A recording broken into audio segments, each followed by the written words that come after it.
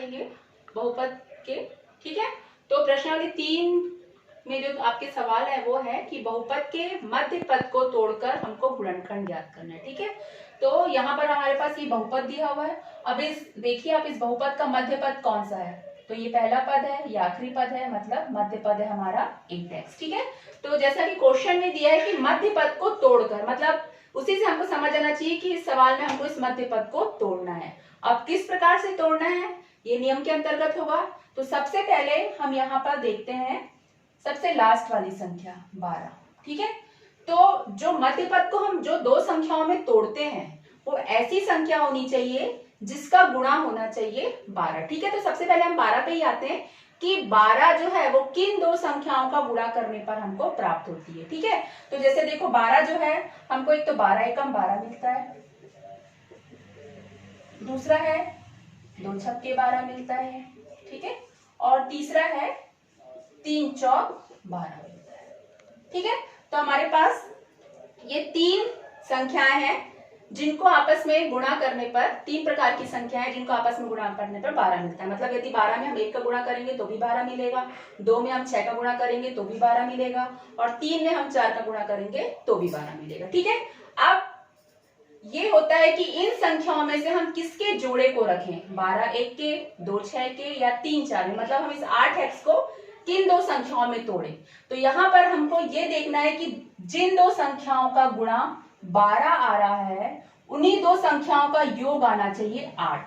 ठीक है, जिन दो संख्याओं को हम 12 में गुणा करके तोड़ रहे हैं उन्हीं दो संख्याओं का योग आना चाहिए 8। अब इन तीनों में से आप देख के बताइए कि किन दो संख्याओं का योग है 8। तो यहाँ पर हमको देखने पर पता ही चलता है कि 2 और 6 का योग है 8। ठीक है, तो मतलब हम 8x को तोड़ेंगे 2x और 6x में, और 2 और 6 का गुणा कितना होगा 12। नियम को समझे कि लास्ट वाली संख्या ऐसी होनी चाहिए कि जो दो संख्याओं का गुणा हो, और जो मध्य पद को हम तोड़ रहे हैं वो उन्हीं दो संख्याओं का क्या होना चाहिए, जोड़ होना चाहिए। ठीक है, तब हम तोड़ेंगे कैसे, देखिए x², 8x को हम तोड़ेंगे 6x और 2x में। देखिए 6x और 2x कितना हुआ 8x। ठीक है, और 6 दूनी हो गया 12, मतलब हम इसको इस प्रकार से तोड़ेंगे। आया समझ सभी को। ठीक है, 8x 6x और 2x, 6 दूनी 12।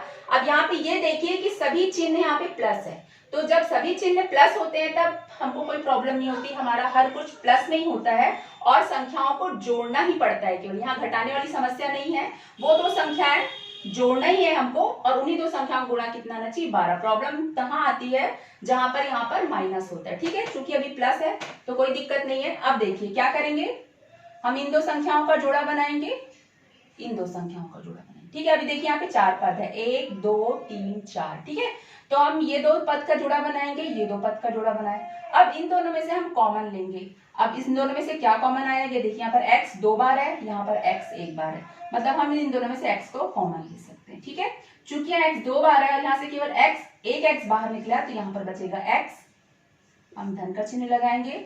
यहाँ से x बाहर निकल चुका है तो यहाँ केवल बचेगा 6। आया समझ। ठीक है, उसी प्रकार फिर ये प्लस का चिन्ह लगाएंगे। अब देखिए इन दोनों में से क्या कॉमन आ सकता है, यहाँ पर x है पर यहाँ पर नहीं, मतलब हम x को कॉमन नहीं ले सकते। यहाँ 2 है, यहाँ 12 है, 12 जो है वो 2 के गुणा में आता है, इसलिए हम 2 को कॉमन ले सकते हैं। अब चूंकि इसमें से हमने 2 को कॉमन लिया तो क्या बचेगा x, और यहाँ से 2 बाहर आ चुका है तो यहाँ क्या बचेगा 6। देखिए 2 का x में गुणा किए 2x, और 2 का 6 में गुणा किए 2 छक्के 12। ठीक है, जब हम इसको वितरण नियम से तोड़ेंगे तब हमको ये प्राप्त होगा। अब देखिए अब हमारे पास कितना पद हो गया, ये एक पद और ये दूसरा पद। यहाँ हमारे पास 4 पद थे, अब यहाँ हमारे पास 2 पद है। ठीक है, अब इन दोनों पदों को हम हल करेंगे। अब इन दोनों पदों में हम देखेंगे क्या कॉमन आ सकता है। तो देखिए यहाँ पर भी हमारे पास x घन 6 है और यहाँ पर भी हमारे पास x घन 6 है। इस सवाल की ये खासियत है कि आपके पास जो भी कोष्टक में बचेगा वो हमेशा सेम होगा, है ना, हमेशा सेम पद होगा। ठीक है, इस चीज को ध्यान रखेंगे। यदि प्लस माइनस में कहीं गड़बड़ी है, मतलब आपने कहीं ना कहीं कुछ गड़बड़ किया है। यदि एक जगह प्लस है एक जगह माइनस आ रहा है, मतलब आपने कुछ गड़बड़ किया है। दोनों ही कोष्टक में सेम चीज होगी। ठीक है, अब देखिए यहाँ दोनों में से हम x+6 को कॉमन ले लेंगे।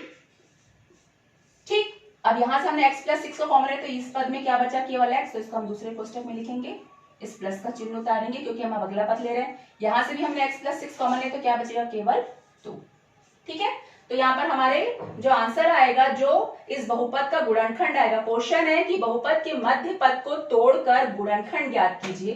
तो जो x+6 और x+2 निकला है वो इस बहुपद का क्या निकला है, गुणनखंड। ठीक है, और गुणनखंड का मतलब होता है, जो कि हमने कल बनाया था, कि यदि ये गुणनखंड है x+6, इसका मतलब यदि x+6 का यदि हम इसमें भाग देंगे तो भाग पूरा पूरा जाएगा। x+2 का भी यदि हम इस भाज्य में भाग देंगे तो भाग पूरा पूरा जाएगा। इसका मतलब ये होता है, समझ में आया? तो x+6 और x+2 दोनों ही x² + 8x + 12 के क्या है, गुणनखंड है। ठीक है, चलिए अब हम प्लस में ही दूसरा उदाहरण लेते हैं ताकि आपको और अच्छे से क्लियर हो जाए।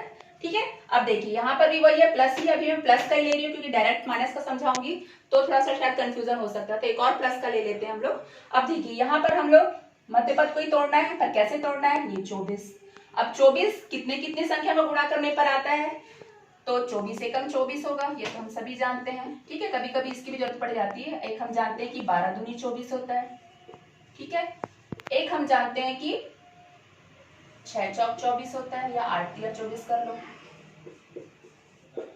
ठीक है, और एक होता है 6 चौके 24, और कुछ होता है। ठीक है, और होता होगा तो उसको भी लिखने की जरूरत नहीं, जब हमको सवाल बनता है तो हम अपने आप फटाक से कर लेते हैं। यहाँ पर केवल आपको बताने के लिए बता रही हूँ कि किन किन दो संख्याओं का गुणा कितना मिलता है हमको, 24। अब आप बताइए कि इन सभी में से कौन सी संख्याओं का जोड़ा यहाँ पर हम तोड़कर लिखेंगे। तो यहाँ पर देखिए, तो जोड़ना है ना, अभी जोड़ने वाली बात है। 24 और 1 को जोड़ेंगे तो 25 होगा, 12 और 2 को जोड़ेंगे तो 14 होगा, 8 और 3 को जोड़ेंगे तो 11, 6 और 4 को जोड़ेंगे तो 10। मतलब हम कौन सी संख्या लेंगे, इस 11x को हम तोड़ेंगे 8x और 3x में। ठीक है, तो हमने लिखा x² + 8x + 3x + 24। ठीक है, बाकी दोनों को वैसे ही उतारना है, बस मध्य पद को हमको तोड़कर लिख देना है। ठीक है, 11x को तोड़ा हमने, 8 और 3 11x हुआ, प्लस प्लस प्लस ही होता है, और 8 तिया 24 हुआ। ठीक है, तो प्लस में हमको चिन्हों पर ध्यान देने की जरूरत नहीं होती है, बाद में जब माइनस आएगा तो मैं बताऊंगी कि किस प्रकार चिन्हों को भी लेकर हमको चलना रहता है। ठीक है, अब फिर वही करेंगे, हम दो पद को लेंगे, यहाँ से x कॉमन आ जाएगा। ठीक है, दोनों में x, तो यहाँ बचेगा x + 8 बचेगा। अब बताइए इन दोनों में से क्या कॉमन आएगा, यहाँ x तो है नहीं, मतलब x तो आएगा नहीं। 3 कॉमन आया तो यहाँ x बचेगा, यहाँ आंख मूंद करके +8 लिख दीजिए। जो संख्या या जो पद इस कोष्टक में आता है सेम वही पद इस कोष्टक में आता है। ठीक है, यदि नहीं आ रहा है आप कहीं ना कहीं गलत कर रहे हैं। तो यहाँ पर 3 कॉमन लिए तो x बचा और 3 अट्ठे 24। ठीक है, अब फिर ये दो पद हो गए हमारे, दोनों में से x + 8 कॉमन ले लीजिए। ठीक है, दोनों में से, तो यहाँ क्या बचेगा अगले कोष्टक के लिए, x + 3। आया समझ? ठीक है, तो इस प्रकार हम बहुपद के मध्य पद को तोड़कर गुणनखंड निकाल रहे हैं।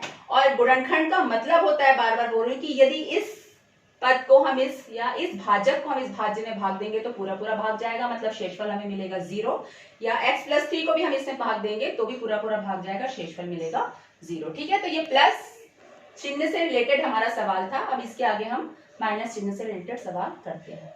देखिए इसी सवाल को x² + 11x + 24, यहाँ भी सेम सवाल है। देखिए बस चिन्ह का अंतर है, यहाँ पर प्लस था, यहाँ पर माइनस है। ठीक है, यहाँ पर मैं बता दूं कि आपको 4 प्रकार के सवाल मिलेंगे। एक तो मिलेगा x² + 11x + 24। ठीक है, सभी प्लस रहेगा। दूसरा हो सकता है x² - 11x + 24। ठीक है, तीसरा सवाल होगा x² - 11x - 24। सवाल का जरूरी नहीं अंक यही हो, कुछ भी हो सकता है, बस सवाल के प्रकार को बता रही हूं कि किस प्रकार सवाल हो सकते हैं। ठीक है, तो देखिए 4 प्रकार के सवाल आपके पास में आएंगे। ठीक है, दोनों प्लस हो सकता है, एक माइनस एक प्लस होगा, दोनों ही माइनस हो सकते हैं, सामने वाला प्लस अगला वाला माइनस हो सकता है। ठीक है, तो इस 4 प्रकार के सवाल आएंगे। इस सवाल को हम हल कर चुके हैं। इस सेकंड सवाल में आपको भी बता रही हूं कि यदि सामने माइनस है और लास्ट वाली संख्या में प्लस है तब क्या होगा। ठीक है, अब यहां पर हम देखेंगे, ठीक, जब भी ध्यान दोगे यहाँ पर, जब लास्ट वाले में प्लस रहता है, ठीक है, तो जब हम दोनों मध्य पदों को तोड़ते हैं तो हमेशा वो संख्याओं का जोड़ ही रहेगा, मतलब उन दोनों संख्याओं का हमेशा जोड़ना। जैसे दो संख्याओं को, जैसे मान लीजिए 5 और 3 है, ठीक है, तो 5 और 3 को हम जोड़ेंगे ही, पर यहाँ पर माइनस रहता है, तो यदि हम 5 और 3 को लेते हैं मतलब वो संख्याएं आपस में क्या होंगी, घटेंगी। ठीक है, पर यहाँ पर ध्यान दोगे कि जब भी लास्ट में प्लस है, लास्ट वाली संख्या के सामने प्लस है, मतलब ये दोनों संख्याओं को यदि हम तोड़ते हैं तो उनको हमको जोड़ना है, ना कि घटाना। ये चीज को ध्यान रखोगे। ठीक है, अब देखिए यहाँ भी वही होगा, 8 दिया 24 जैसा यहाँ पर था। ठीक, तो हम इसको भी तोड़ेंगे 8 और 3 में, पर ध्यान क्या दोगे, यहाँ पर प्लस था, यहाँ पर हमारा माइनस है, तो यहाँ पर हम जब तोड़ेंगे तो ये होगा -8x और -3x। चिन्ह समान रहेंगे, यहाँ पर प्लस प्लस चिन्ह था, यहाँ पर माइनस माइनस चिन्ह समान रहेंगे, पर संख्याएं क्या होंगी, जुड़ेंगी। देखिए माइनस माइनस प्लस होता है, हम सभी जानते हैं, तो 8x और 3x जुड़ के 11x होगा, और चिन्ह लगता है बड़ी संख्या का, मतलब हमको चिन्हों को भी ध्यान देते हुए सवाल को हल करना है। ठीक है, इस चीज को आप लोग समझोगे। यदि लास्ट में प्लस है मतलब संख्याएं ऐसी टूटनी चाहिए कि उनका आपस में जोड़ हो। ठीक है, और उनके सामने में चिन्ह समान लगेंगे, एक प्लस एक माइनस ऐसा नहीं लगेगा, दोनों ही चिन्ह समान, या तो प्लस प्लस होगा या तो माइनस माइनस। ठीक है, समझ गए। अब हम लेते हैं x कॉमन लिए, तो यहाँ पर x बचेगा -8। ठीक है, हो गया, x कॉमन लिए, माइनस से माइनस रखिए। अब देखिए यहाँ पर -3 कॉमन लेंगे, यहाँ पर x बचेगा। अब बताइए यहाँ चिन्ह क्या आएगा। अब देखिए यहाँ पर प्लस है, पर बाहर में हमने माइनस कॉमन ले लिया, तो यहाँ पर चिन्ह क्या आएगा, माइनस। जब हम खोलेंगे तो माइनस माइनस प्लस हो जाएगा। ठीक है, -8। यदि नहीं समझ में आ रहा है, डायरेक्ट जो यहाँ पर लिखा है सेम यहाँ पे लिख दीजिए, आपका सवाल सही हो जाएगा। ठीक है, तो यहाँ पर प्लस था, प्लस मत उतारिएगा, क्यों, क्योंकि बाहर हमने माइनस कॉमन लिया है, और यदि यहाँ प्लस है तो वो माइनस होगा, और यहाँ माइनस है तो यहाँ प्लस होगा। अब दोनों में सेम है, यहाँ पर देखिए दोनों में x -8 कॉमन ले लेंगे हम, तो यहाँ बचेगा x -3, यहाँ का x और ये वाला -3, तो ये दोनों गुणनखंड होंगे। दोनों सवालों में क्या अंतर है, यहाँ प्लस था तो आंसर प्लस प्लस में आया, यहाँ माइनस है तो आंसर माइनस माइनस में आया। ठीक है, तो इस चीज को ध्यान रखेंगे कि लास्ट में यदि प्लस है मतलब दो संख्याएं जो तोड़ोगे वो जोड़ना है उन संख्याओं को। ठीक है, बस चिन्हों में ये अंतर रहेगा कि माइनस है तो दोनों चिन्ह माइनस रहेंगे, और प्लस है तो दोनों चिन्ह प्लस रहेंगे। ठीक है, तो आज इतना ही, क्योंकि ये मैं ज्यादा बताऊंगी तो आप लोग कंफ्यूजन होगा आप लोगों को, तो केवल इतने सवाल बता रही हूँ, इनसे रिलेटेड सवाल दूंगी और उसको बनाकर मुझे व्हाट्सएप पर आप लोग भेजेंगे, तभी मैं आगे बढ़ूंगी, वरना फिर से इसी को समझाऊंगी। ठीक है।